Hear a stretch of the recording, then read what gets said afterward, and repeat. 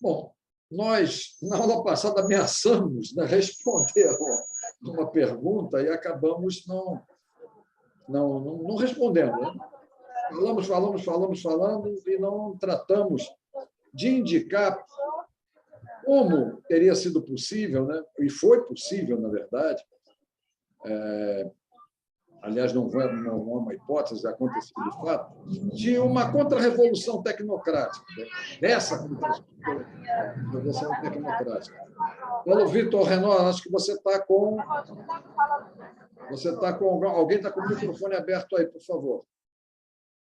Então, essa contra-revolução tecnocrática ela começa ali, né, nos tempos do Fernando Henrique, prossegue nos dias de hoje, tem o grande momento dela em 2021, com a autonomia e independência do Banco Central, que é um projeto, uma coisa que já ambicionada desde os anos 60, desde a fundação do Banco Central em 1964, indicando mesmo que talvez tenha sido algo já pensado desde que, em 1945, Eugênio Goudin criou a SUMOC, Superintendência da Moeda e do Crédito.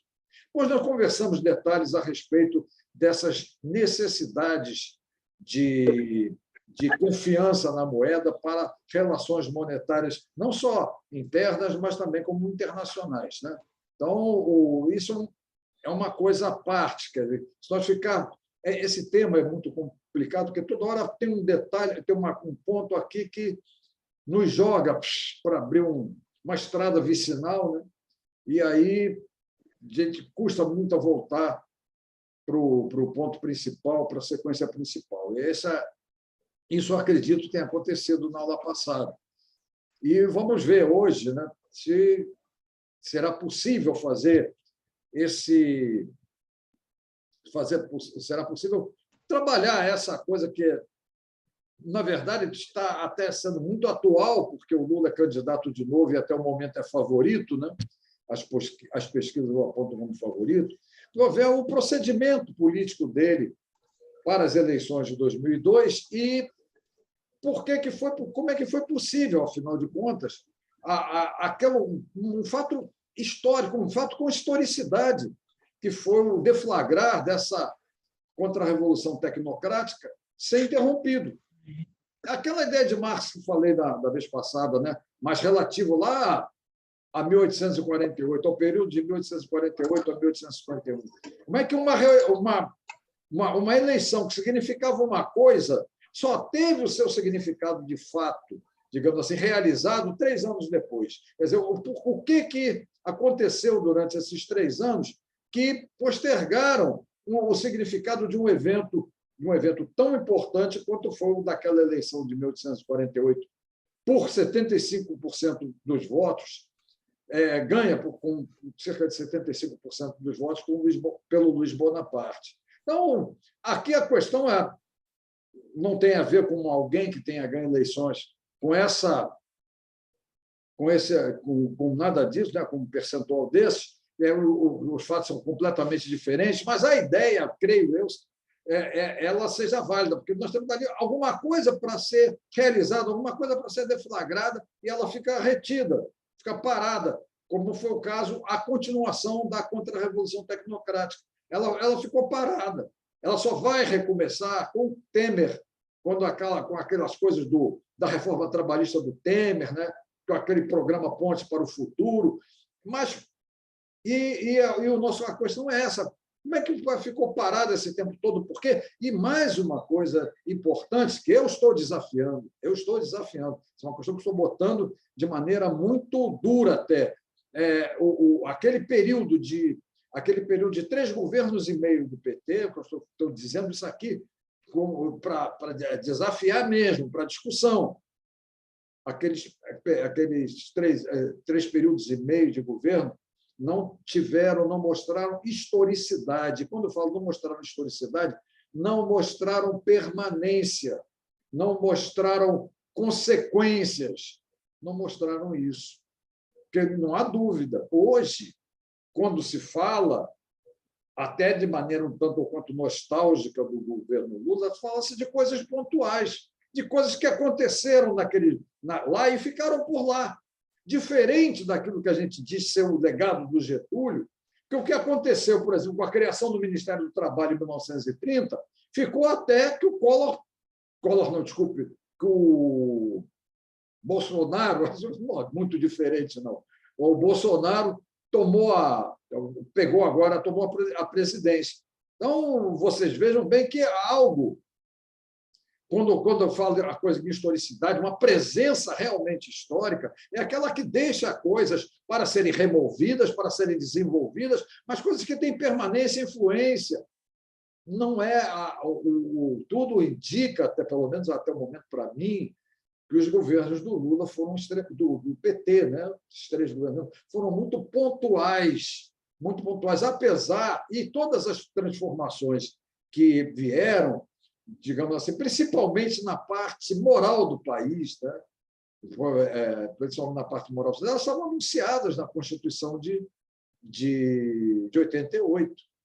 Essas coisas não foram, eu não diria assim, não foram uma coisa que vieram como surpresa do governo petista. Então, indicando até ainda uma permanência mais longa da Revolução de 30 nas ações da política brasileira.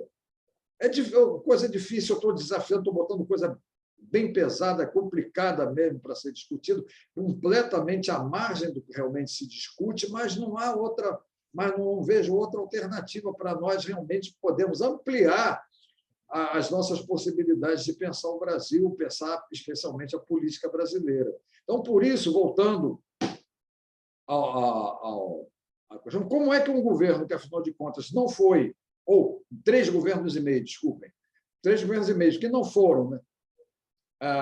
Que não foram reacionários, absolutamente, que não recuperaram a historicidade de 1930, tá?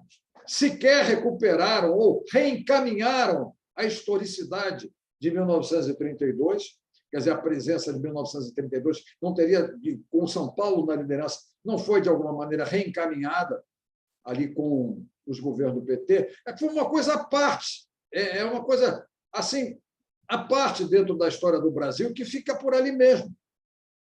Insisto mesmo, vou repetir, não vejo nada que não tenha sido pontual. Nada que não tenha sido pontual em termos políticos. Tá? Questões morais são de outro caráter. Eu estou falando político. Questões morais são questões relativas a valores da sociedade como um todo. Tá? Há outros valores da sociedade que não são aqueles relativos ao emprego da violência explícita, da violência legítima explícita ou implícita, como ela é a violência legítima, implícita no dinheiro, ou eu nem diria implícita, na verdade, escondida mesmo pelo dinheiro. Bom, dificuldades, sem dúvida. Por isso é até bom deixar gravado para depois a gente poder refletir sobre isso. Mas vamos examinar primeiro as condições da década de 90. As condições da década de 90. Ali teria acontecido uma coisa que eu chamo de aparecido, uma coisa que é a chamada maioria silenciosa. O que seria essa maioria silenciosa? Essa maioria silenciosa, ela, na verdade, é algo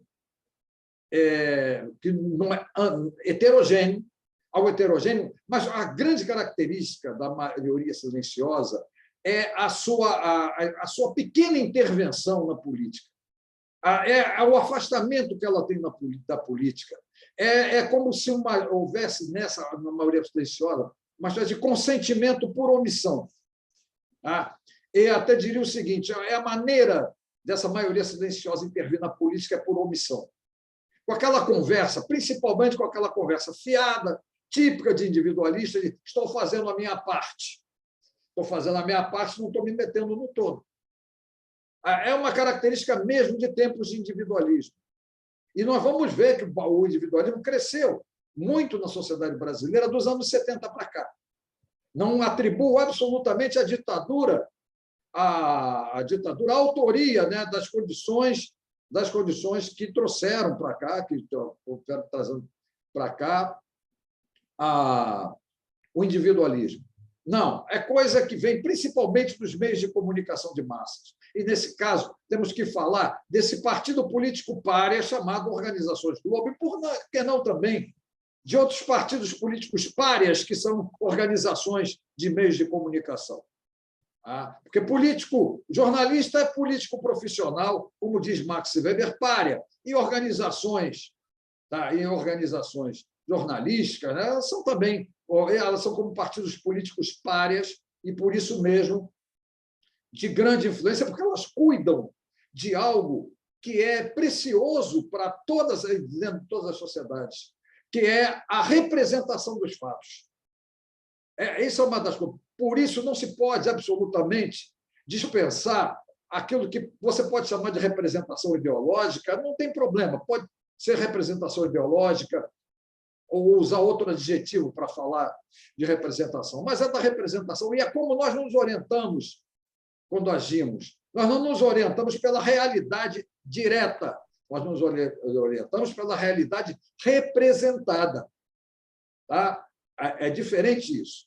Eu olho uma coisa, se eu não conheço, se eu não sei o que é aquela coisa, o que eu vou fazer? Vou fazer que nem aquele filme lá, o Odisseia no Espaço, né? 2001, uma Odisseia no Espaço. Eu olho lá um monolito, eu não sei representar o monolito, ele é impenetrável para mim.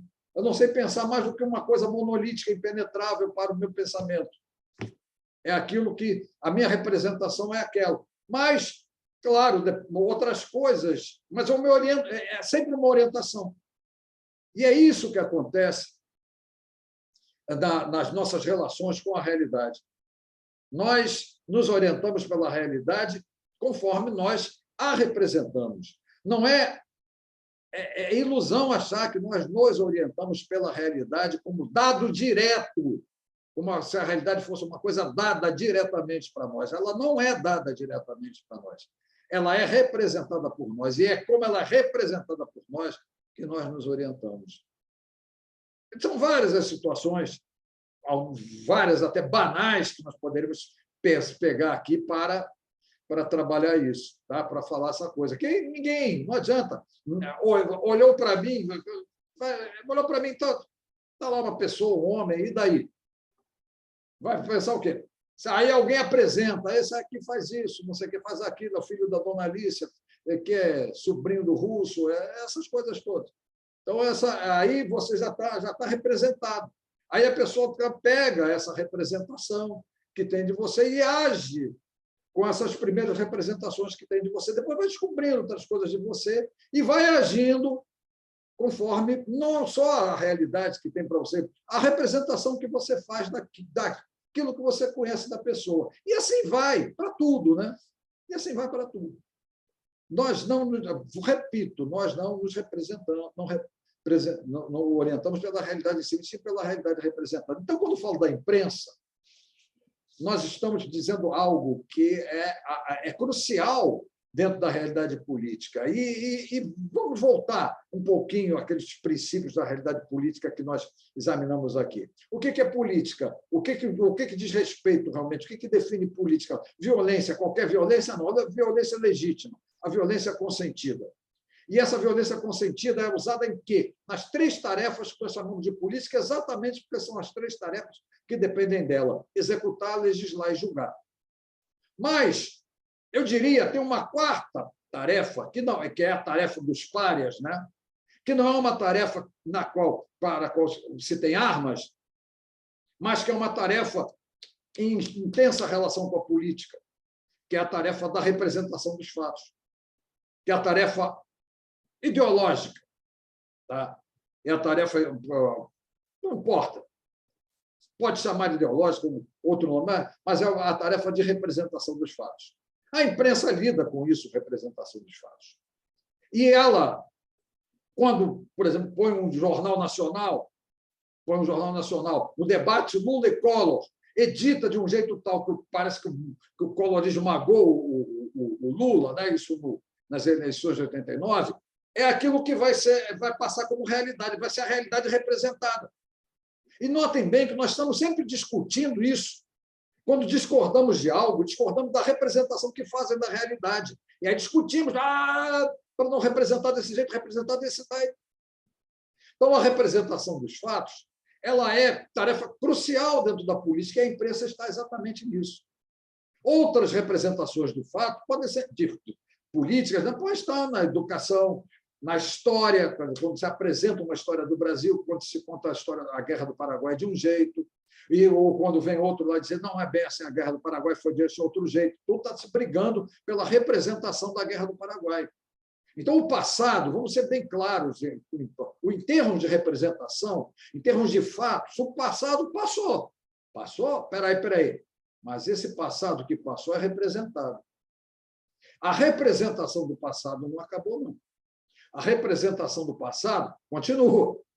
Tanto que você pode, hoje, fazer revisões, não sei o quê, para fazer um valor diferente, representar de maneira diferente fatos expressivos, fatos decisivos da vida política do Brasil, do mundo.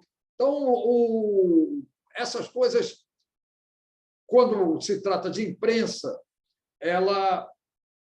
eu diria assim, elas parecem que se entregam, né? Parece que estão sendo dominadas por aquilo que de mais efetivo tem para ganhar esse embate, esse jogo duríssimo que é o jogo de representação da realidade. É a tal coisa. É algo que rola para o lado e para lá. Oi, olha o microfone aberto aí. O meu trabalho, colocar as condições de trabalho. Eu não consigo voltar às minhas atividades normais. Oi. Eu estou aí estudando, né? Se investigava porque é um aplicado perfeito.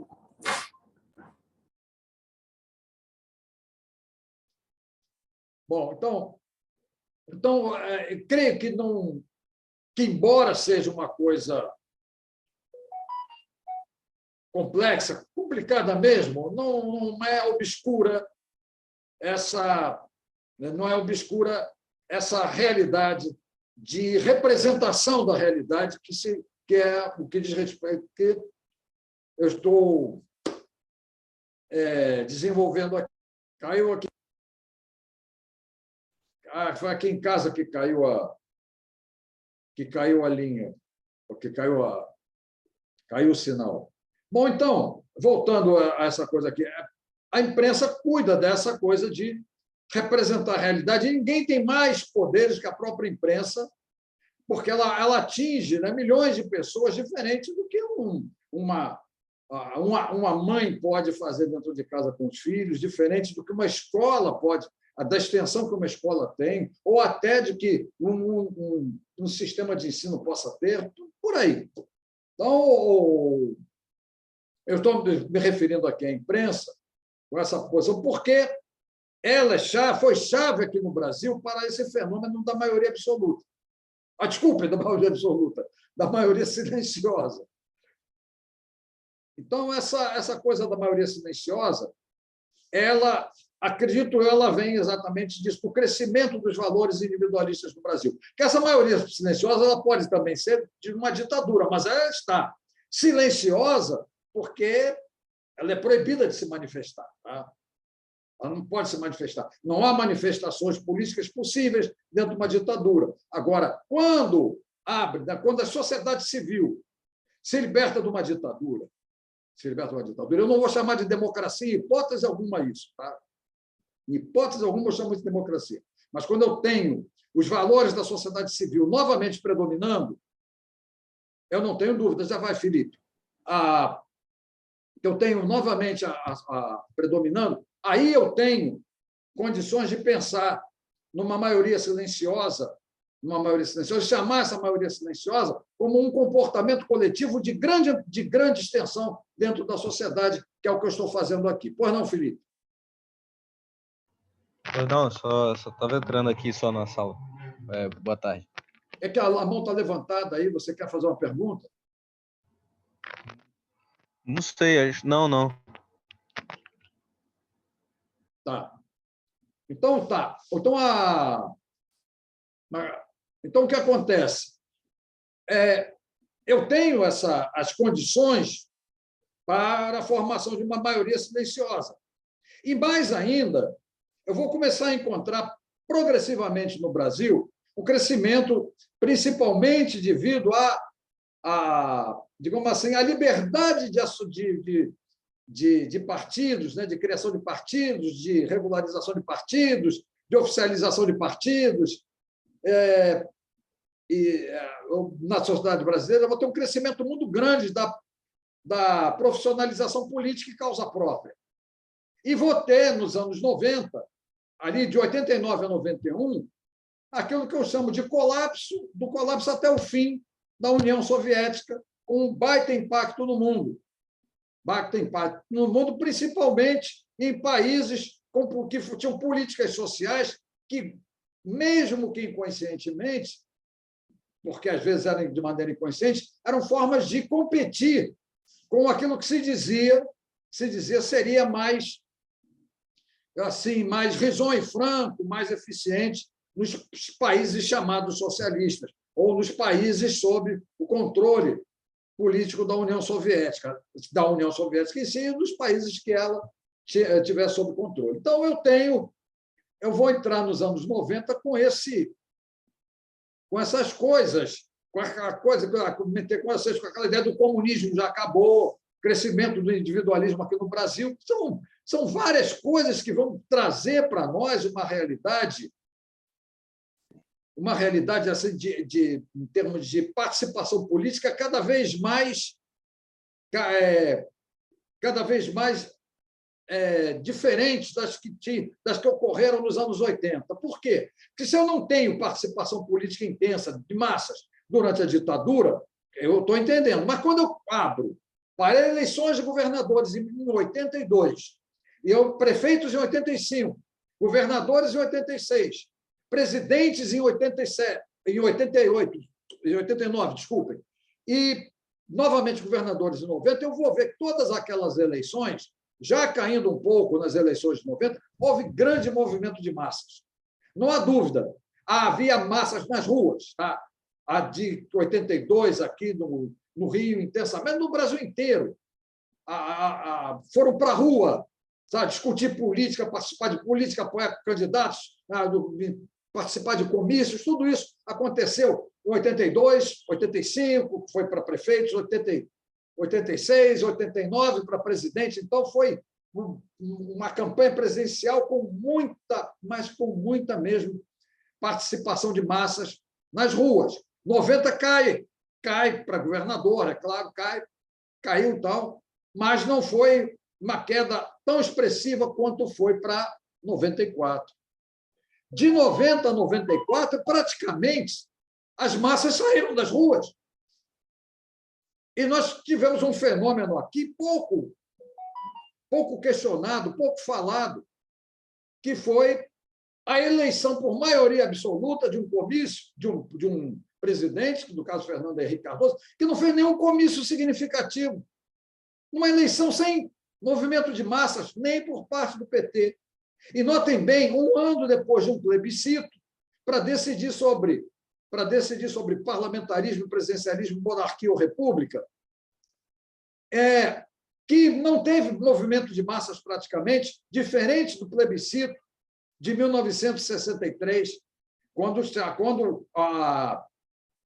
houve movimento de massas, campanha intensa mesmo, campanha intensa pelo não houve campanha pelo sim, que me lembre na ocasião, mas o não para negar, para recusar o parlamentarismo. Eu não vejo isso acontecer no plebiscito, né? No plebiscito marcado pela Constituição de 88 no que foi em 93, né? Ou seja, o plebiscito de 93 que foi marcado pela Constituição de 88, como das disposições transitórias da Constituição de 88. Então, olha o que acontece. É espantoso essa queda do movimento de massas. E você pegar as principais razões, não todas, acredito que estejam primeiro no fato do crescimento dos valores individualistas no Brasil. Segundo, fato importante, a eleição de 89, depois até podemos falar uma coisa em particular, ela foi a primeira eleição em 2 turnos. E ela mostrou ali um fenômeno na sequência que eu posso lhes dizer hoje um desastre para a política brasileira. Por que um desastre para a política brasileira? Porque aquelas eleições, em 2 turnos, elas atraíram vários candidatos. E naquilo ali tinha uma expectativa também de formação de vários partidos. E, é claro, todos pensando, você não tem dúvida disso, a grande parte ali sabia que não ia ganhar eleição coisa nenhuma, mas todos pensando na distribuição de poderes executivos, da qual podia usufruir caso apoiasse, no segundo turno, um dos 2 candidatos que passassem para ele. É uma coisa curiosa. Você hoje lança uma candidatura aqui sem chance de vitória, tem 10%, 11% dos votos. Não, naquela época não, era até muito. Tem 5%, 6% dos votos, mas você vai negociar agora o apoio para um candidato ali que vai garantir para você ou para o seu partido uma participação boa nos poderes executivos. Então, houve em seguida, 90, eleições já casadas, eleições casadas não de presidentes, mas de governadores e também para deputados federais e deputados estaduais, que já mostraram um crescimento muito grande dos partidos e o aparecimento já mais flagrante do crescimento da profissionalização política em causa própria.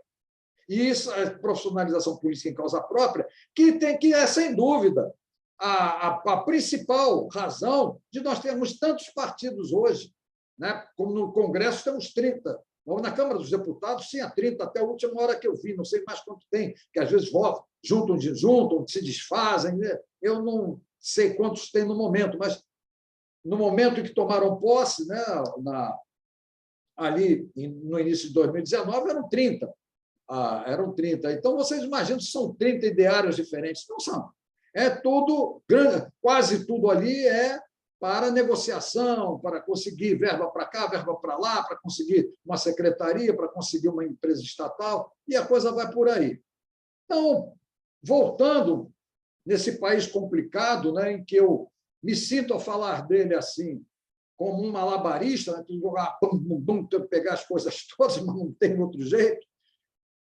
Eu entro nos anos 90 com esse crescimento da profissionalização política em causa própria, com a continuação do crescimento do individualismo no Brasil, entro nos anos 90 com o fim da União Soviética, com aquela história do comunismo acabou. São momentos que foram coisas que fizeram com que o Brasil, num espaço muito curto, de 90 a 93, que foi o ano do plebiscito, ou de 90 a 94, que foi o ano da eleição presidencial, fazer com que houvesse uma queda muito grande do movimento de massas.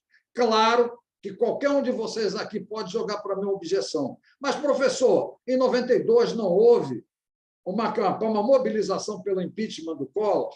É discutível, porque aí passa-se um outro... Eu tenho que abrir parênteses para esse fato. Quando você tem um impeachment de presidente, o que é impeachment? Primeiro, acabar com a história. Impeachment não é impedimento, pelo amor de Deus. Pelo amor de Deus. Impedimento está lá na Constituição. Impedimento é motivo de força maior. Impedimento é doença. Então, o presidente impedido de governar está impedido por causa de doença, está impedido porque ficou, sei lá, num país aí em que houve um problema nas comunicações, ele não está conseguindo voltar, ele está impedido por motivo de força maior. Impeachment é denúncia parlamentar. O impeachment é uma coisa feita pela Câmara dos Deputados. É um pedido, é uma queixa apresentada pela Câmara dos Deputados de um crime de responsabilidade ou de um crime comum de um presidente para ser julgado pelo Senado, no caso de crime de responsabilidade, ou pelo Supremo Tribunal Federal, no caso de crime comum. Hoje, o crime comum hoje tem de ser no exercício do cargo. Se não for no exercício do cargo, o presidente só responde depois que ele cumpriu o mandato. Tem outras coisas assim. Mas, voltando, eu tenho você montar, mas não houve ali um movimento de massas, olha só. Me lembro bem de ter acompanhado, em 1992, toda aquela coisa em cima do Collor para até o impeachment ser aprovado na Câmara dos Deputados e, finalmente, no Senado, ele ser condenado.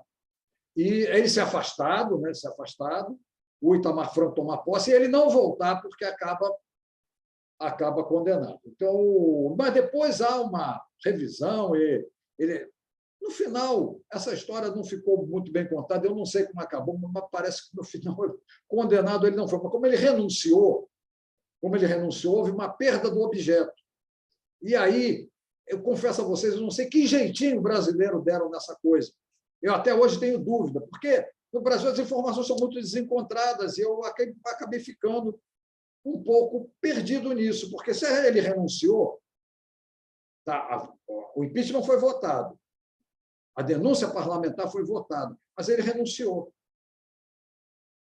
Ele renunciou, então não está mais em jogo a cassação do mandato dele. Por que não está em cassação do mandato dele? Não tem mais objeto, né? Mas parece que houve, depois do julgamento dos direitos políticos dele e tal, ele teve os direitos políticos cassados, mas depois recuperou. Mas recuperou não pelo decurso de prazo, parece que houve recurso, alguma coisa assim que devolveu. No final das contas, parece que ele, condenado mesmo de fato ali, acabou não sendo, no final das contas. Mas só alguém que tenha acompanhado por dentro, de fato, poderia esclarecer isso. Eu tenho essas dúvidas, mas essas dúvidas são, no momento aqui, são importantes para nós desfazermos, mas, no momento aqui, irrelevantes. O que eu quero é trabalhar a seguinte coisa. Em 92, criou-se um impasse. Houve, no mundo político, por várias razões, tornou-se várias razões. Porque o Collor ele foi um candidato que ele apareceu muito mais para o grande eleitorado, digamos assim, de representativo daquilo, dos valores da maioria silenciosa, do que de algum partido político ou de alguma organização formal dentro do país. Ele foi candidato de um partido pequeno, que só tinha um deputado federal, e mesmo assim não foi eleito, foi alguém que se transferiu para o partido dele. A eleição do Collor é esquisitíssima, porque ela não se dá no bojo da política, mas sim no jogo dos valores da sociedade. Ele conquistou, para a candidatura dele, o imenso eleitorado, digamos assim, de sabor udenista, de comportamento bolsonariano, coisas assim desse tipo, né? Que estava ali e para fazer oposição ao renascimento da esquerda, que podia ser com Brizola, que podia ser com Lula, que eram os dois candidatos mais fortes, em oposição a esses valores que, na sociedade brasileira, tem um histórico que vem lá da Revolução de 32, que passa pela criação do Partido Constitucionalista de São Paulo, que passa pela União Democrática Brasileira, que passa pela União Democrática Nacional, que foi a UDN, que passa depois por um apoio à ditadura da maior parte dos políticos da Arena e que vai sempre na casa dos 30%, uma coisa assim, e que vai ali dar vitória para o Collor no primeiro turno, uma estranha vitória, porque ele não era de partido político nenhum, não tinha ele base parlamentar, não tinha nada. E ele era alguém que queria até ser candidato pelo PMDB, dentro da burocracia do PMDB, ele não teve chance nenhuma.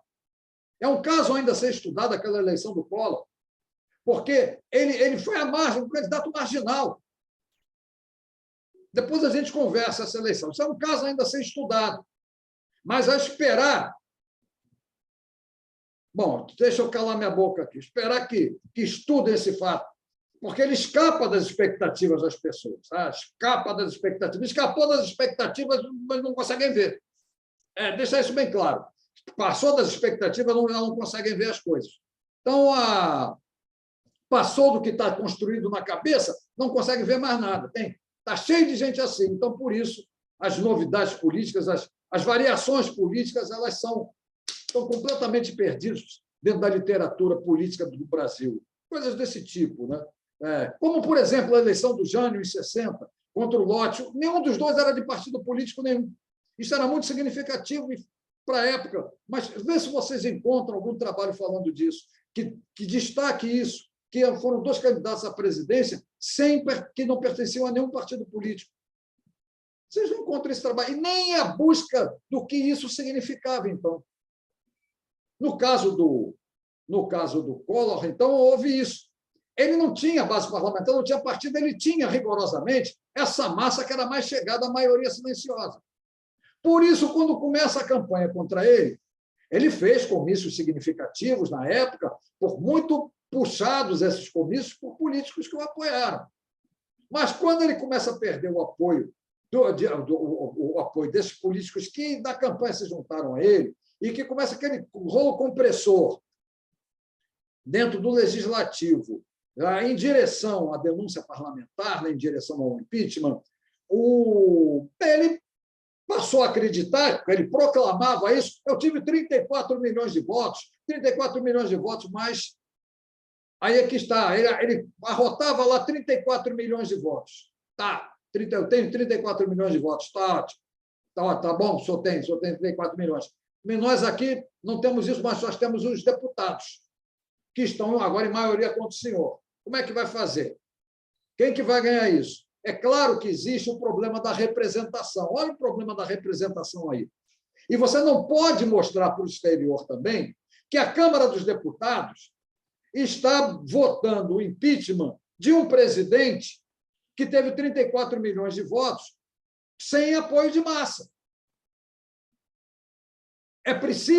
Foi preciso que todo aquele movimento pelo impeachment do Collor fosse orquestrado, fosse passado, aparecesse como um baita movimento de massas no Brasil, que, na realidade, não houve.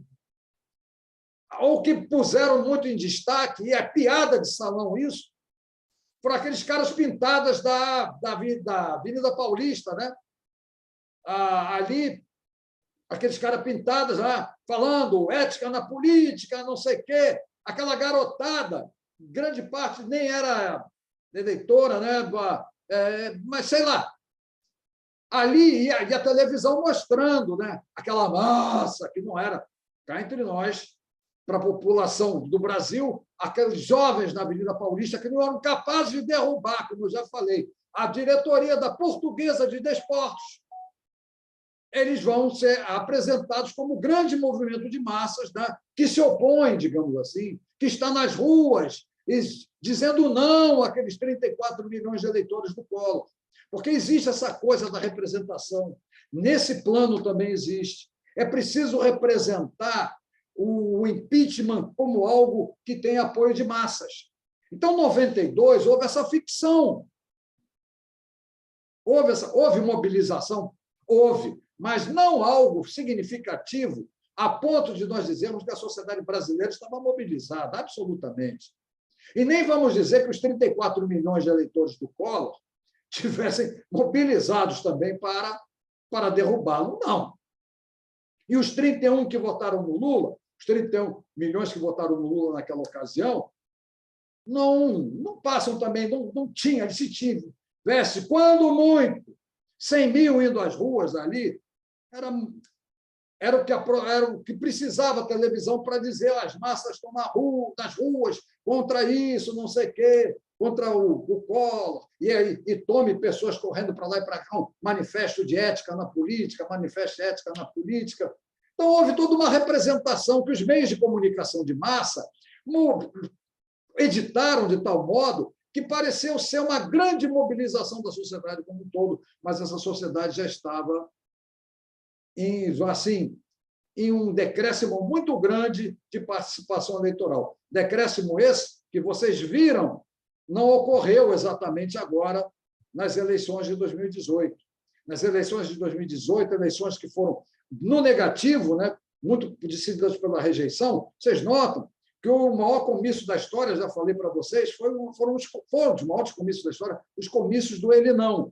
E os comícios antipetistas foram imensos também para o lado, olhando o lado daquilo que é o caráter da maioria silenciosa, do individualismo da maioria silenciosa e do individualismo claro que aquelas pessoas manifestavam, embora com o nome de patriotismo, né, naquelas manifestações, estava ali no apoio ao Bolsonaro. Então, vejam vocês que é algo que, nesse início dos anos 90, que diminui em termos de participação política intensamente a participação política de massas diminui intensamente e no plebiscito de 93 já não houve, nas eleições de 94 menos ainda, até porque quando chega 94 nós temos o Lula vivendo o primeiro problema dele, que não foi pequeno. Esse primeiro problema dele foi o quê? Porque o próprio PT, pela maneira de se puder, ele praticamente minimizou todos os outros partidos, desses que nós chamamos de esquerda, né?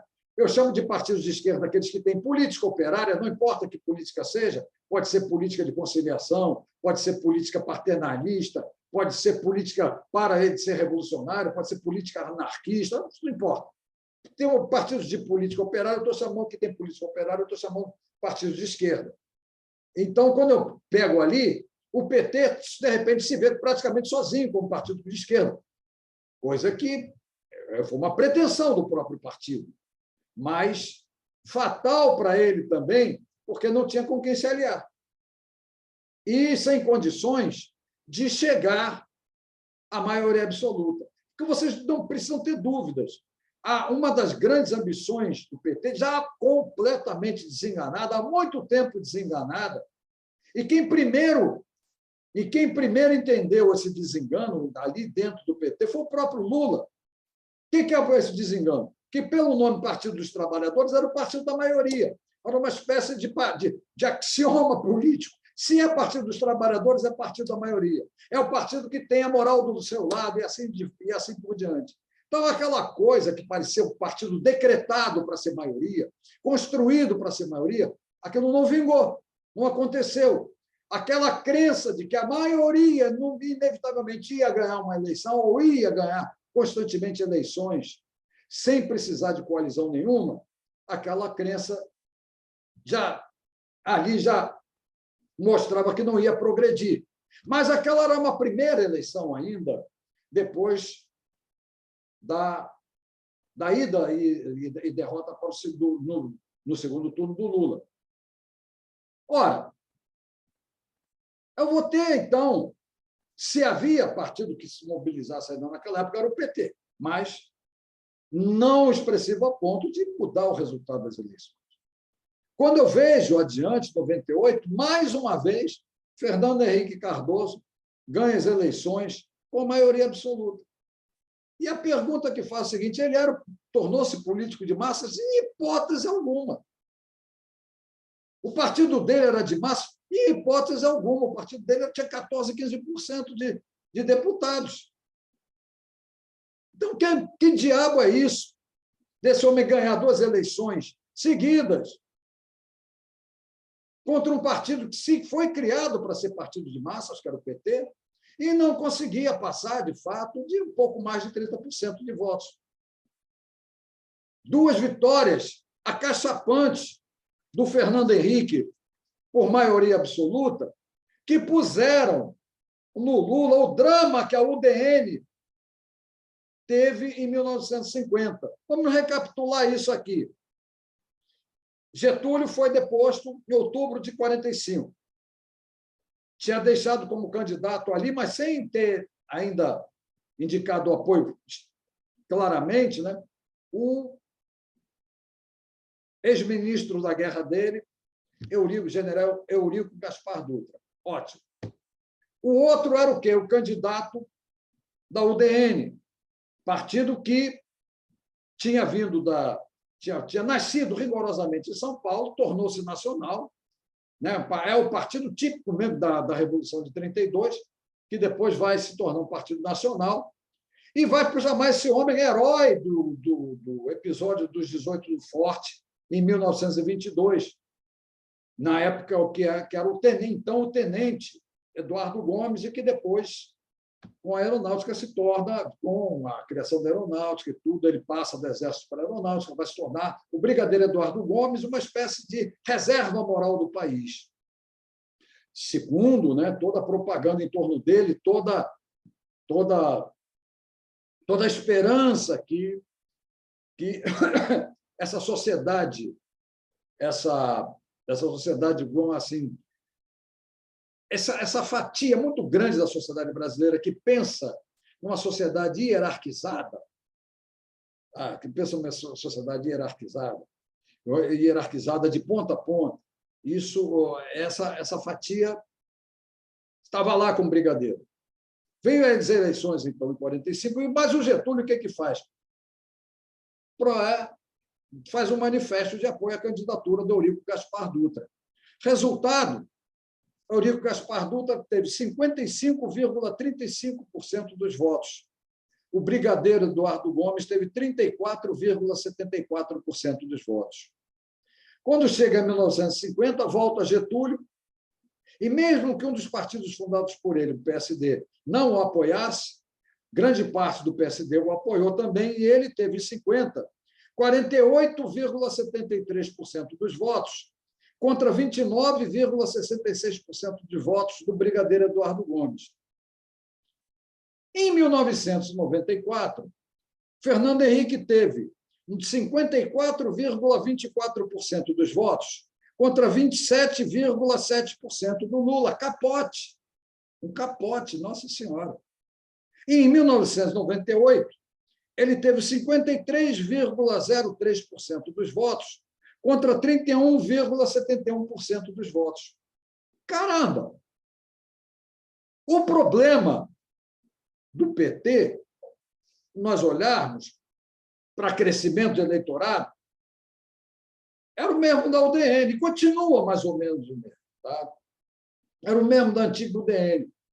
Mas a UDN ela tinha adversários que estavam fechados e tinha a herança do Getúlio Vargas, uma sociedade ainda fortemente getulista na sua participação política, que impedia a UDN, que tornava quase que inviável a UDN, num confronto contra aqueles partidos de origem getulista, um fundado diretamente pelo Getúlio, que foi o PTB, até idealizado por ele, o Partido Trabalhista Brasileiro, e o outro PSD, que é um partido que ele pega com oligarquia, principalmente com oligarquias rurais, para competir com as oligarquias rurais que estavam com a UDN. Então, o Getúlio, o getulismo tinha esses dois partidos políticos coligados, faziam quase sempre coligação, não fizeram em 50, mas mesmo assim, na prática, funcionou como coligação, porque o Cristiano Machado, candidato do PSD, teve 21% dos votos, e aí tem um episódio diferente chamado de cristianização, outra coisa também que nós vamos ter que passar batidos por isso. Mas o que acontece? A UDN tinha uma situação que não tinha por onde furar. Não tinha por onde furar o bloqueio. O que a UDN tenta? Ela tenta um golpe. Tem suicídio do Getúlio, tem um infarto do afastamento e o impedimento do Café Filho. O Café Filho foi um presidente impedido, porque teve um infarto em novembro de 55, logo após as eleições em que elegeram o Juscelino Bijão. E aí uma tentativa de golpe por meio do sucessor, que foi o presidente da Câmara dos Deputados, Carlos Luiz, que o Marechal Lott, General Lott, reprimiu, né, obstaculizou, não, fez uma intervenção, destituindo Carlos Luiz para pôr na presidência em estado de sítio claro, decretado por ele, que está o presidente do Senado, que foi o Nereu Ramos. Então, ali, houve essa tentativa de golpe, depois houve a tentativa com Jânio Quadros, mas Jânio Quadros não se alinhou à política udenista, e aí também, pressionado, acabou renunciando, e aí veio finalmente o que a UDN não podia mais fazer, porque não tinha como ganhar nas urnas, o golpe de 64. Isso, impensável, primeiro que não ia repetir a história, né? Mas coisa que pudesse tomar um caminho parecido era impossível para o Lula. Então, a pergunta que eu faço é essa: como é que o Lula saiu dessa? Porque ele saiu dessa, ele foi eleito. 2 vezes eleito. Isso é uma coisa séria. Ele saiu dessa. Venceu 2 eleições. Porque ele compreendeu, e ele está novamente aí fazendo isso, compreendeu que política no Brasil se faz especialmente por meio do concerto de oligarquias. Você vai fazer a política a partir das lideranças, porque as lideranças, em geral, é que vão dizer, isso é uma coisa que se fala muito, né? É muito comum, nós vemos isso nas conversas, né? Nas conversas de rua da política, quem é o homem? Essa coisa do quem é o homem, a gente está esperando o pessoal lá da cúpula dizer: o homem é esse, o homem é esse, vamos votar nesse. No Brasil, isso funciona muito assim. Quem é o homem? É esse. Então, estamos lá, vamos votar nele. É uma coisa que, estranhamente ali, não foi bem. Custaram muito a jogar para cima do Collor isso, mas é uma eleição que ainda está para ser estudada. Mas vamos considerar o seguinte: as oligarquias, em 74, disseram o homem é o Fernando Henrique. A maioria silenciosa tem a tendência a acompanhar as oligarquias, elas não ficam, elas têm meios de comunicação de massas. Vocês não conversa que político fica falando no seu próprio gogó. Não, todo político se preza, principalmente o oligarca, né, líder, né, ele tem lá a sua rádiozinha numa cidade, ou um pequeno canal de TV, alguma coisa, ou uma concessão de uma grande emissora lá no seu estado, não importa. Eles ocupam os meios de comunicação de massa, e por ali eles vão, digamos assim, dizendo quem é o homem. Eles vão dizendo quem é o homem. Então, quem não fizer, aí que está o Fernando Henrique, ele era alguém que vocês acham que ele sozinho? Não. As circunstâncias demonstraram que o homem que podia ser era aquele. Então, esse é o homem, esse é o homem, esse é o homem. E ele vai ser eleito 2 vezes por maioria absoluta, como nós já vimos. Mas o problema, volta. E agora, Lula? Como é que vai fazer dentro disso? O Lula não brincou. O Lula entendeu. Eu tenho o PT garantido comigo. A fidelidade é grande desse partido, dos seus, chamo eu aqui, desafiadoramente, torcedores. A torcida do PT é fiel. Então, o que eu tenho em casa? Esse contingente fiel eu tomo. Eu agora vou fazer acordos com oligarcas. Vai começar por onde? Vai começar por um empresário mineiro, que ele vai chamar para vice, né? O Zé Alencar. Era do Partido Liberal. O nome do partido era Partido Liberal, se bem que as denominações dos partidos aqui têm uma santa paciência. Se você perguntar, por exemplo, Partido da Social Democracia Brasileira, PSDB, eu vou dizer a vocês, o que o PSDB tem de social-democrata, que eu saiba nada. O autêntico partido de social-democracia no Brasil é o PT. Depois a gente até conversa sobre isso. Tá? Se eu considerar os modelos europeus, se eu considerar como é que se faz, as opções de política operária que podem ser feitas, o PT é mais para Partido de Social-Democracia. Tá? Então, o PSDB, no fato, é ele. O que não é estranho, porque agora o Alckmin possa ser o vice do Lula, mas isso é o de menos. Isso é o de menos. O que o Lula percebeu ali, ele está fazendo de novo, é jogando com oligarcas. O cara é o deputado que tem 100 mil eleitores fiéis, mais outro deputado que tem, mais outro deputado que tem lá um monte de eleitores, não sei aonde, e vai por aí. E vai, dono de meios de comunicação de massa, é presidente de associação de federação de comércio, de indústria. Ele vai se juntando com esses oligarcas, vai juntando os oligarcas, esses oligarcas, o que esses oligarcas fazem? Eles têm voto, eles comandam votos. Que aí vocês vão acreditar em democracia, tá legal. Eles comandam votos. Aí fica aquela, o homem é esse, o homem é esse, o homem é esse. E aí, pouco a pouco, o Lula fez isso. Até porque o Fernando Henrique não tinha condição de fazer o sucessor dele, porque ele não era um político de massas. Como é que ele vai fazer o sucessor dele, apesar de 2 vezes eleito por maioria absoluta, se ele não era um político de massas? E aquilo ali é irreal em relação a ele político. Ele também não é mais do que um articulador de oligarquias, e de algumas oligarquias somente. Então, o que acontece? O campo está livre para o Lula, para ele fazer acordos. E ele faz acordos para todos os lados. Ele consegue quebrar resistência em todos os lados, ele consegue convencer um bando de contingente, muita gente dentro desses que comandam oligarquias, ou são oligarcas, ou oligarquias comandam votos. Ele consegue, então, muito apoio. Sim, esse comando tem muito a ver com isso. Esse comando tem muito a ver. Nós aqui, olha, vou dizer uma coisa que é complicadíssima aqui no estado do Rio, por exemplo. Por que você acha que esse Witzel se elegeu? Como é que o cara que ninguém conhecia, o cara não tinha carreira política, não fez nenhum discurso expressivo, não ganhou nenhum debate, de repente esse cara ganhou.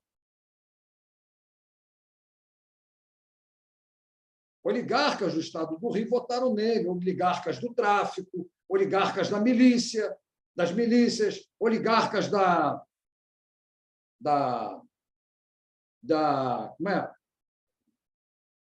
das igrejas evangélicas, essas coisas assim. Esses caras, o cara chega lá na igreja evangélica e diz: o homem é esse. O cara do tráfico chega lá e diz lá para as comunidades que ele domina: o homem é esse. Essa eleição do Witzel foi bem clara.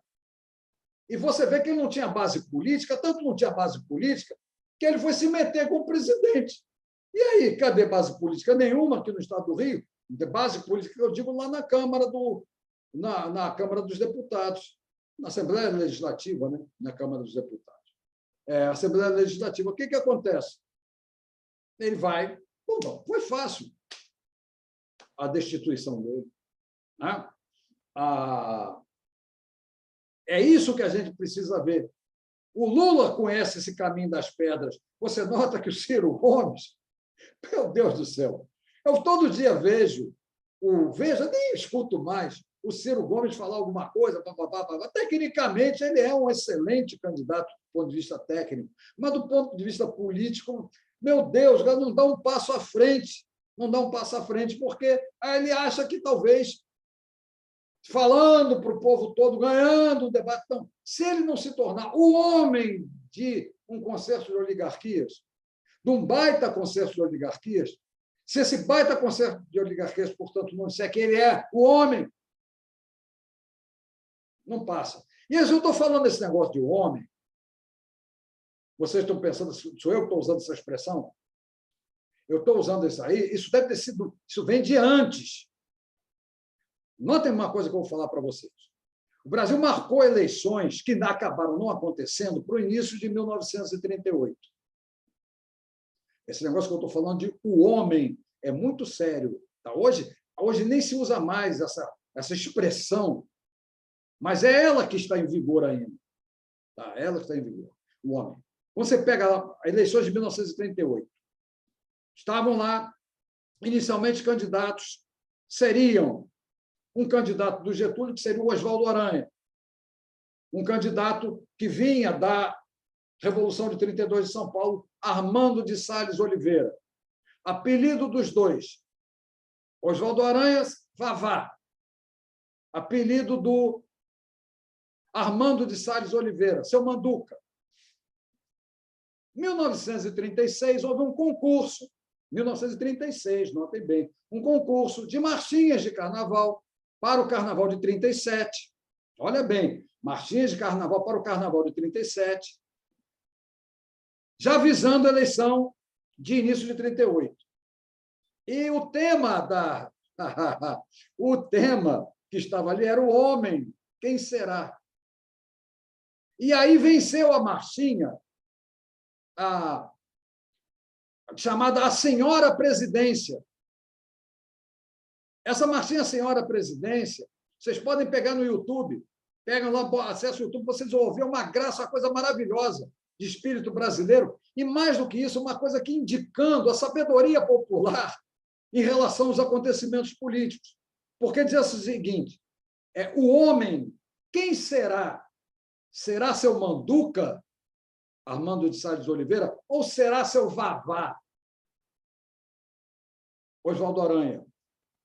Entre esses dois, meu coração balança, porque na hora H quem vai ficar é o seu GG. Olha só o pessoal já marcando que o Getúlio ia dar um golpe.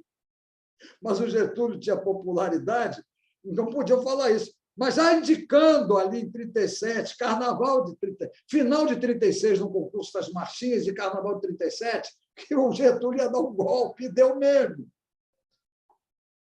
São momentos sensacionais da política brasileira, engraçadíssimos. Porque tem que rir disso. O Oswaldo Aranha tanto viu o negócio que ele acabou não sendo candidato. Quem se meteu a ser candidato, o candidato getulista, foi o Zé Américo de Almeida, que foi até falar com o Getúlio, como que disse assim, tá, vai em frente, mas o golpe ia pintar e pintou, o golpe do Estado Novo. Mas eu repito para vocês, o homem, quem será? Será seu Manduca, será seu Vavá? Olha a pergunta, o homem. Essa coisa está sempre assim, nas eleições, pergunta-se, qual é o homem? E agora está aí, quem é o homem? É Lula ou Bolsonaro? Né?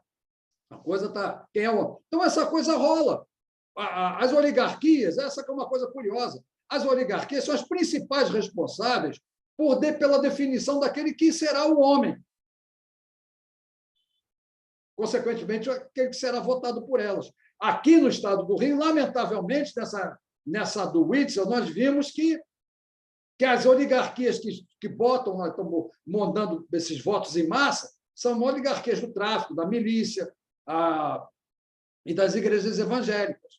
É o que eu vejo que muito difícil furar isso, a não ser que se faça como o Sérgio Cabral, que fez acordo mesmo com esse pessoal, não sabia disso, não tinha nenhum escrúpulo mesmo, foi em frente. Está dando para entender isso? Essa coisa de Brasil? Essa coisa de Brasil. Então, o Lula estava com esse problema. E o Lula vai, claro, ele não vai fazer campanha. O Lula, se nós olharmos a campanha de 2002, o Lula não vai absolutamente, para a campanha, não vai se empenhar como poder, uma baita campanha de massas, não vai. Não fez isso. O que o Lula fez, de fato, foi partir para conseguir apoio daqueles que dizem o homem é esse. E aí ele vai ganhar eleições, ganhar em 2 turnos. Vai ganhar eleições em 2 turnos, em 2002 e depois em 2006. Mas com um detalhe, começa a haver divergência entre a prática política dele e a prática do PT. Porque o PT, estranhamente, começou a se escorar nos votos do Lula. 46% no primeiro turno e 63% ou 66% no segundo turno. O PT não quis avaliar a política daquele ponto de vista que o voto do presidente não corresponde aos votos do partido. O voto do partido, com outros nanicos que o apoiavam, chegava talvez a 23%, insuficiente para ter maioria na Câmara. E existe uma espécie de regra não dita nessas relações entre executivo e legislativo. Essa regra não dita é o seguinte: o executivo quer governar sem obstrução do legislativo, porque o legislativo controla o executivo. E se começar a obstruir, não passa nada do executivo. Então, o executivo tem que negociar com o legislativo. Por que ele vai negociar? Ele vai negociar com partidos políticos, com os partidos políticos ali que têm bancadas expressivas, para ele conseguir um número de apoio de deputados que chegue a 50% mais um. Bom, pelo menos a 50% mais um. E o que se dá em troca desse apoio? Poderes executivos. E o que são poderes executivos? No caso do Brasil, ministérios e estatais. Então, para um partido apoiar, como o governador tem, digamos, o caso do Brizola, em 82. O Brizola foi eleito, houve aquela coisa da tentativa de fraude da Proconsult, aquela coisa. Ele teve 32% dos votos que eram vinculados também. Vinculado era voto vinculado.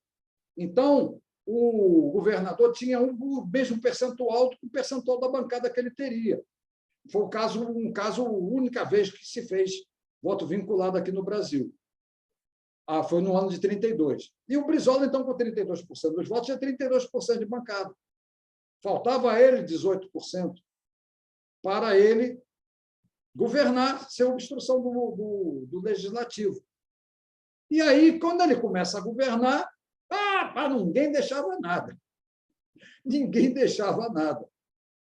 Era aquela coisa. Então, o que ele fez?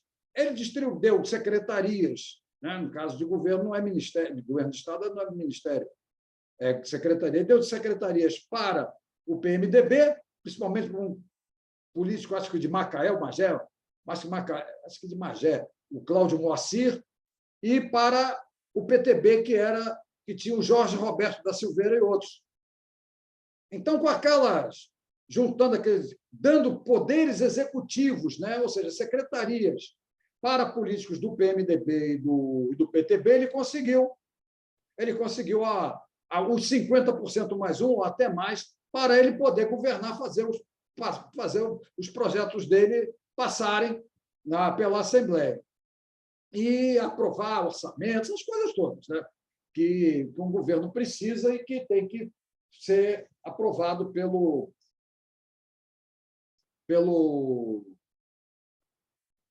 legislativo. Então, o que acontece? Houve uma diferença de atuação em relação ao PT e o Lula. O PT não compreendeu que tinha de agir de acordo com o que ele tinha de bancada. E passou a considerar que tinha que aparelhar tudo que era estatal e ministério com gente do PT. Foi aí que apareceu o Roberto Jefferson, que falou e disse, olha, ele queria o que o Roberto Jefferson queria? Ele queria os Correios para o PTB. É um lugar para você dar emprego para um, emprego para outro, botar um Aspone numa posição privilegiada ali e tal. Essas coisas são na política brasileira de cabo a rabo. E aí ele não conseguiu. Começou a se desentender, e naqueles desentendimentos, ele chegou a falar numa hora que foi talvez a mais expressiva daquele momento, que ele disse, como é que um partido que tem pouco mais de 20% de bancada quer ter 80% de ministérios estatais? Cantou a pedra. Aquele partido com 23% ou 25%, vamos dizer assim, só pode ter 50%. Os outros 50% ele tem que distribuir para os outros serem base parlamentar para ele. O PT fazia uma política diferente. O PT tomou para si os votos do Lula, que o Lula teve, o percentual de votos que o Lula teve para presidente. Como se ele, PT, tivesse tido os 46% de votos no primeiro turno. Não teve. Porque as eleições ali já não foram, quase como as de 82, vinculadas, votadas da cabeça aos pés no mesmo partido. Então, houve essa divergência de política. E o Lula não vai brigar com o PT, que é a maior base dele, ele vai querer briga com o PT, mas ele não quer briga com ninguém. Se vocês olharem o Lula não gosta de brigar com ninguém. Ele não quer briga. Então, ele não ia brigar, principalmente com o PT, que ele mesmo que não ia brigar. Ora, não deu outra. O Roberto Jefferson denunciou o esquema do mensalão. O que era o esquema do mensalão? Você, ao invés de dar poderes executivos, né, ministérios e estatais para partidos políticos serem base do governo na Câmara dos Deputados, você paga o apoio a varejo, que é o tal do mensalão, foi o tal do mensalão. E, é claro, em momentos, nos pontos específicos, né, as questões específicas que aquilo era necessário. Na hora, a casa caiu. E qual foi a resposta? A expressiva resposta que o Lula deu naquele momento ali. Imediatamente, qual era o maior partido? O partido maior bancada, MDB? 4 ministérios para o PMDB. Ele deu 4 ministérios para o PMDB para conseguir apaziguar as coisas e naquilo ali abriu para uma nova composição oligárquica, dessa vez com o PMDB na cabeça e não o Partido Liberal, embora mantivesse para a vice-presidência, tivessem cogitado, claro, agora o maior apoio vai ser do PMDB, do PL, como é que vai deixar o Zé Alencar de vice? Não, mantiveram o Zé Alencar de vice, mas o apoio do PMDB está ali e apareceu depois com o Temer sendo vice, o vice da Dilma. Mas por quê? Estava montada a coalizão PMDB-PT, que deu problemas, porque vamos daqui a pouco ver isso aí. Mas o que nós precisamos ver nisso? É a atuação do Lula. A atuação do Lula o tempo inteiro, administrando a formação de consensos de oligarquias, que ele teve até que mexer nesses consensos com a entrada do PMDB. Vocês não tenham dúvida, é um político habilíssimo, e que provavelmente vai ganhar essa eleição porque está fazendo a política como ela é para ser feita no Brasil. Democracia é para otário, que acredita. Ele vai fazer pelo meio de consensos de oligarquias, porque a pessoa vai chegar para o Roberto Requião e dizer assim, professor, Roberto Requião, vem cá, quem é o homem? O homem é esse. Vai chegar para mais não sei quem é o homem? O homem é esse. Aí você vai de oligarca, o oligarca vai dizer, o homem é esse. Então, essa coisa de o homem quem será, as pessoas vão buscar. E é claro que, de repente, a TV Globo vai dizer, o homem é esse. Pode até dizer, pode não dizer. Ela finge que não diz. Mas uma coisa ela geralmente faz. Esse não é o homem. Esse não é. Ou esse aqui também não é. Essa coisa toda. Então, vocês vão vendo que a prática política no Brasil, como é que ela se faz? Não é só isso, né? Não é só para a presidência, isso é para prefeituras, é para governos estaduais. Essa coisa toda é dessa maneira que se faz dentro do Brasil. E, quando você vai ver, então, aí é que você começa a entender coisas que nós podemos ver depois, facilitaram isso, mas vocês vejam por que se tem tantos partidos políticos dentro do Brasil. Por causa desse tipo de coisa. Entre outras coisas, por causa disso. Não só porque você tem o governo para distribuir, mas não é só isso também. Ao lado desse crescimento de partidos políticos, tem uma coisa que vocês ficam perguntando assim, como é que pode ter tantos ministérios, meu Deus do céu? Eu nem sei mais quantos tem aí. Tem hora que tem 30 e tantos, tem hora que tem 27, vai e vem.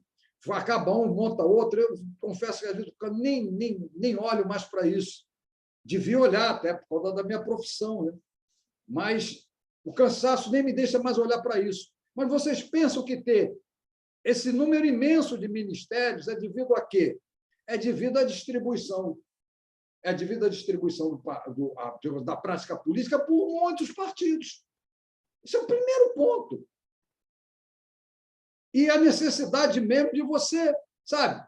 Esse aqui é o Partido da Pesca. Pô, o Partido da Pesca, pô, eu também queria para o meu. Então, esse aqui vai ser a pesca no mar, esse aqui vai ser a pesca no rio. E essa daqui vai ser a pesca nas lagoas. 3 partidos. Isso eu estou de gozação, evidentemente, mas é porque a política brasileira vai por aí. Vai desse tipo, né, de coisa. Vamos distribuir ministérios.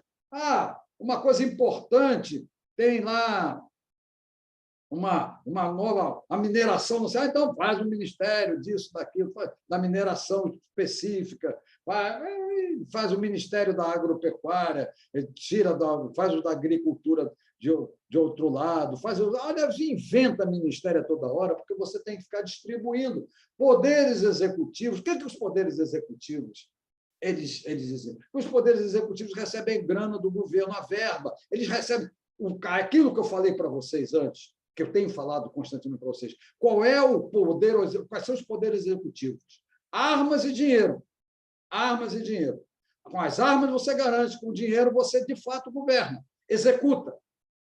E quando a gente pega... E como é que o governo executa? Por meio de ministérios. Por meio de estatais. É por ali que ele executa. Ou seja, como é que ele executa? Dando dinheiro. Então, ele dá dinheiro para a educação, dá dinheiro para a saúde, dá dinheiro para... E quando chega lá o liberal olha, tem que ter um piso para a educação, tem um piso para a saúde. Não, vai acabar com esses pisos aí. Vai acabar com esses pisos para poder flexibilizar a distribuição de dinheiro, que, na verdade, é a distribuição de poderes executivos. Quer dizer, não há outras. Eu podia chegar aqui e falar, distribui poderes executivos por ministérios. Que poderes executivos são esses? Dinheiro. Que é por meio de dinheiro que se age. Aí é claro que os ministérios vão ter que inventar uma coisa aqui, outra ali. Aí é aquela coisa do superfaturado também, né?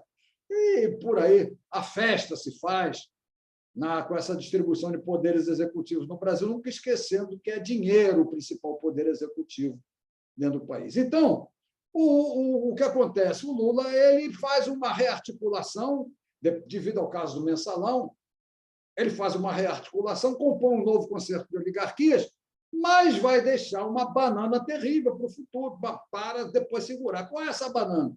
Eu não estou falando nem em problema de gastos, não estou falando nem na reprimarização da produção, na desindustrialização, não estou falando nem nisso. Estou falando no lado da vida político-partidária, aí que ele deixa um problema sério, que a coligação PT-PMDB, ela começa a anunciar nas 2 eleições da Dilma uma permanência.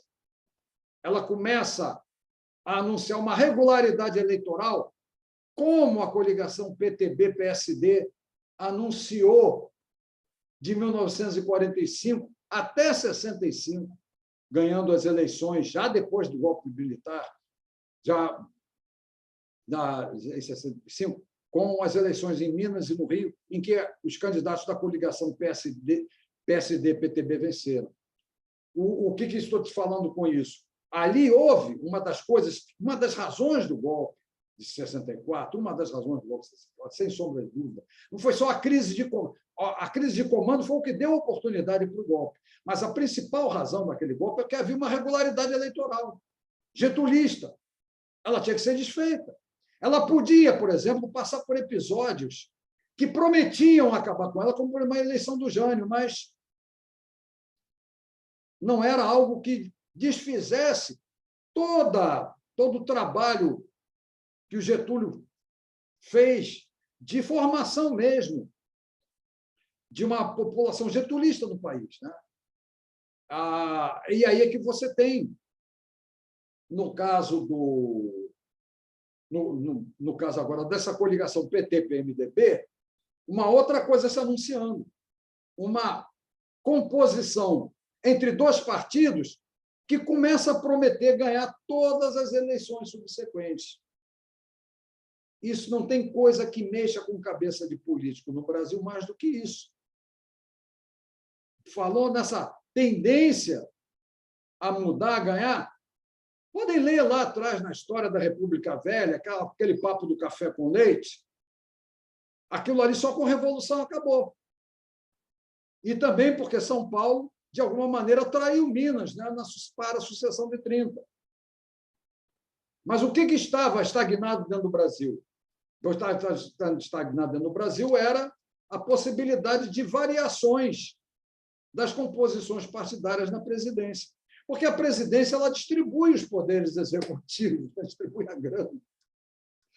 E aí você vai ter essa coligação PTB, PSDB, PSD, desculpem, PTB, PSD, de 45 em diante dominando, ela bota todos os que estão fora dessa coligação loucos. Querem chegar à presidência, não conseguir como. E agora, a ameaça de uma regularidade eleitoral com as composições, digamos assim, que tinham o PT como testa de ferro. O PT é o testa de ferro dessas composições. O Lula mostrou claramente que o PT não pode ser o líder dessas composições. Deu aquela confusão no mensalão. Ele teve que mostrar ao PT que não era daquela maneira que era conveniente se comportar. Mas o Lula compreende bem a política brasileira. Ora, como compreende. E ele já está preparando um novo conceito de oligarquias para se eleger. Agora, é a tal história. Daqui a pouco ele se elege agora, depois nós vamos ter outras eleições, e aí a gente vai ver se aparece ou não alguma composição partidária, alguma coalizão entre partidos que possa indicar, que venha a indicar permanência, né, regularidade de comportamento eleitoral no Brasil. Aí vocês podem crer, pumba, mais uma vez intervenção para acabar com isso e por aí vai. Bom, espero que nesse Brasil difícil, complicadíssimo, parece que eu tenho perguntas aqui no chat. Nesse Brasil complicadíssimo, a gente tem... Foi o que eu pude falar no momento, tá? Espero que tenha ficado claro. Então, eu deixo agora para vocês aí fazerem perguntas, caso queiram, né? Mas dou por encerrada a exposição, por hora, do tema de hoje. Como é que o Lula conseguiu furar esse bloqueio?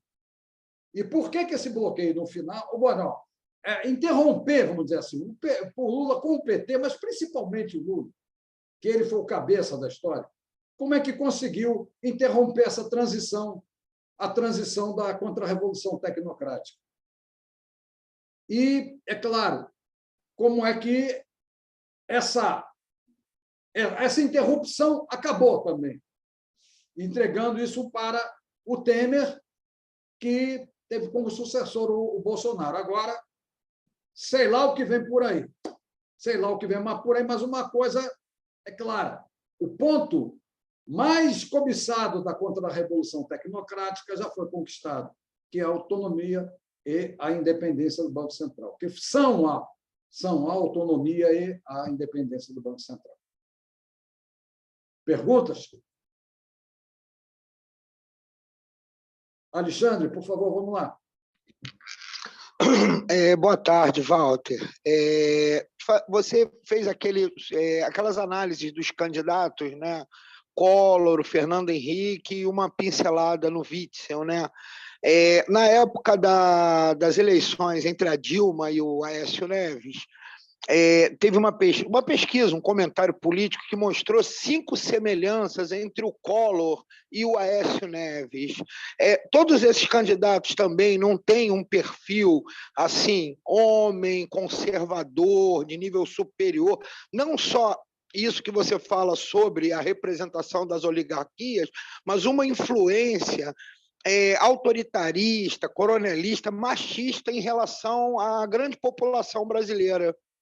Queria que você comentasse um pouco sobre isso. Tranquilo, Alexandre, não é difícil ver essa coisa, não. Eu só pediria a você que visse isso de maneira invertida. Esses valores existem e ficam esperando quem os represente, entendeu? E por isso não há dúvida. Quando você tem o Collor, quando você tem o Aécio Neves, ou tinha lá atrás o Brigadeiro, vamos dizer assim, embora todas as diferenças, você, na verdade, eu não estou falando absolutamente dos policiais, porque eles foram escolhidos por uma massa que compartilha valores, né? Que compartilha certos valores. E é por isso que você, no final das contas, vê a semelhança entre eles. Não por eles, mas pelo que eles representam. Não sei se está claro, Alexandre, a resposta que eu estou dando para você. Tranquilo, Walter, obrigado. Tá ótimo. Só queria, assim, é só mudar, entendeu? Mudar a relação de ver. Não é? Entendi. Olha só, A inversão, né? Entendi, a inversão de pontos de vista. Obrigado, essa Walter. sociedade, se você olhar, essa sociedade, ela tem esse contingente que vai... As pessoas, outro dia, falam, o Bolsonaro ainda tem 29% de votos. Não é o Bolsonaro que tem os 29%. É que existe uma massa que tem uns valores que estão por esses valores, e esses valores eles escolhem o candidato para aqueles valores. Você, não sei, você pegar a campanha para o governo do Estado do Rio em 82, você vai ver uma coisa curiosa. Quem sai na frente para disputar mesmo é a Sandra Cavalcante, por essa turma desses valores. Mas ela vai perdendo terreno, aí acham o Moreira Franco que vai representar esses valores no final. Muda mesmo de candidato. Eles podem mudar de candidato em pleno processo. Saem de um para outro. Quando você pega 89, você tinha vários candidatos ali que eram representativos do que foi o Collor. Vamos ser bem claros. O Collor e o Maluf tinham ligações íntimas, assim, de um ser padrinho de casamento do outro, sei lá, tinha umas coisas dessas, familiares, um negócio assim. Mas o problema ali não é Maluf ou Collor, o problema é que esse contingente que compartilha esses valores dessa sociedade nossa, esse pessoal que quer uma sociedade hierarquizada, vamos dizer assim, esse pessoal que quer uma sociedade hierarquizada e com a subordinação daqueles que estariam mais baixo da hierarquia, esse pessoal se mantém quase sempre na faixa de 30% do eleitorado, à procura do candidato que possa representá-los. Então, nada de errado nisso do que falou aí, de Caécio e tal, tudo, mas só que não são esses os candidatos, são os valores da sociedade que se expressam, que escolhem esses candidatos. Mas quem mais levantou aqui para fazer pergunta? Obrigado, Walter. Obrigado pela resposta. Quem outro aqui levantou? Não sei se foi Eduardo, não sei, agora caiu a linha de quem levantou e fez a pergunta, a mão aqui para fazer a pergunta. Bom, então, pessoal, nós, devido à hora, né? 6h05 já, e sabendo que vocês devem ter aula aí com outros professores, eu interrompo aqui. Mas eu lamento aqui, teve a mão levantada aí, que agora não faz mal. Depois ele me pergunta na próxima aula, ou a não ser que tenha desistido agora. Eu vou interromper a gravação, mas fico à disposição aqui de perguntas que vocês queiram fazer.